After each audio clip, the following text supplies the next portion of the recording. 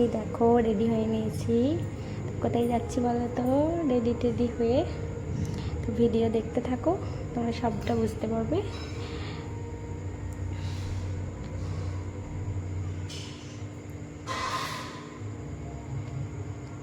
এই দেখো, এদিকে আমার ছেলে তো মানে ছটফট করছে, তো ওর জন্যই বিশেষ করে আর কি যাওয়া। তো মানে যাওয়ার কোনো প্ল্যান ছিল না, তো ও তো ছটফট করছে রেডি হয়ে। মানে আমি গাড়ির জন্য ওয়েট করছিলাম, গাড়ি আসেনি, ওই জন্য রেডি হয়ে অনেকক্ষণ ওয়েট করছিলাম। তো এদিকে আমার ছেলে তো শুধু ছোটাছুটি করছিল যে কখন আসবে।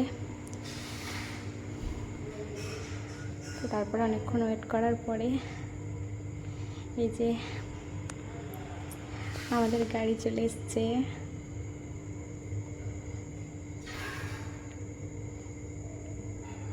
তো তোমরা ভিডিও স্কিপ না করে দেখতে থাকো, তাহলে বুঝতে পারবে তো হঠাৎ কোথায় যাচ্ছি।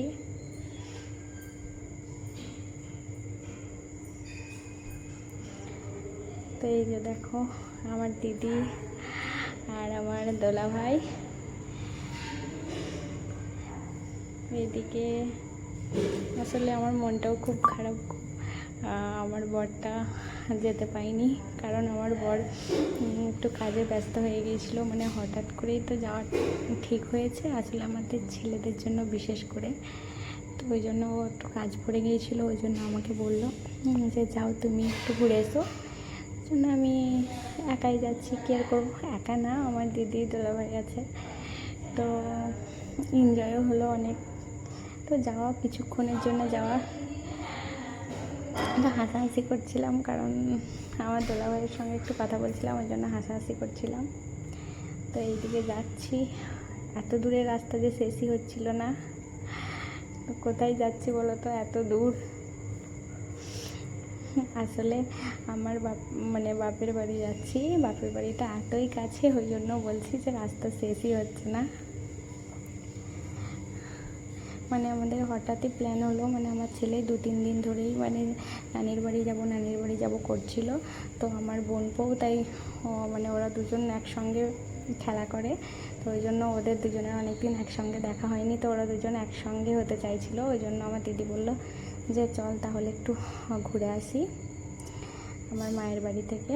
ওই জন্য হঠাৎ আর কি যাচ্ছিলাম ওদের জন্যই, মানে আমাদের ছেলেদের জন্যই যাচ্ছিলাম, ওদেরকে একটু ঘুরিয়ে আনতে, ওদেরও একটু মনটা ফ্রি হবে। তো এই যে আমার বাপের বাড়ির গ্রাম।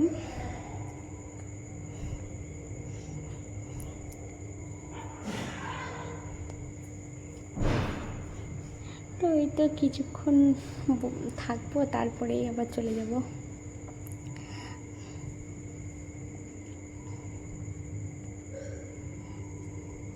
দেখো পুরো রাত্রি হয়ে গিয়েছিলো, মানে সন্ধ্যা হয়ে গিয়েছিলো, ওই জন্য অন্ধকার হয়ে গেছে।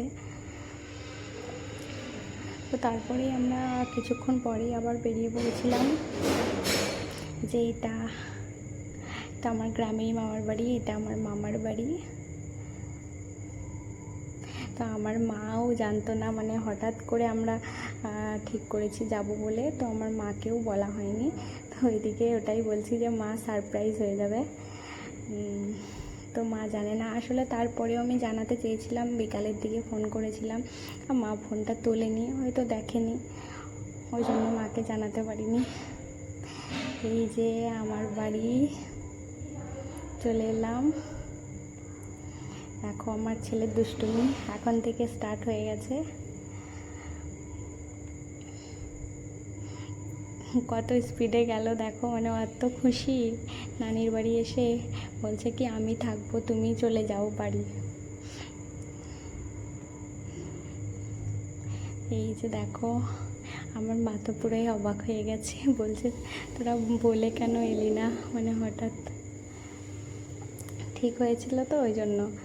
এইদিকে দেখো আমার ছেলে আর এই আমার বোনপো দুজন মিলে এসেই ব্যস্ত হয়ে পড়েছে, বিশেষ করে ওদের জন্যই আসা। ওরা কতটা খুশি দেখো। এদিকে আমি একটু বসেছিলাম, তারপরেই অনেকক্ষণ গল্প টল্প করে তো তারপরে আবার এই যে বাড়ি বেরিয়ে পড়ছি। তো এইদিকে আমার ছেলে ও বলছে আমি নিজেই দরজা বন্ধ করব, তো আমাকে বন্ধ করতে দিচ্ছে না।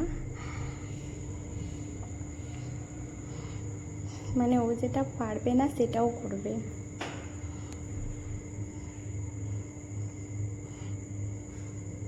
তো দেখো ওর জন্য এই ভিডিওটা একটু এখানটা উল্টোপাল্টা হয়ে গেছে।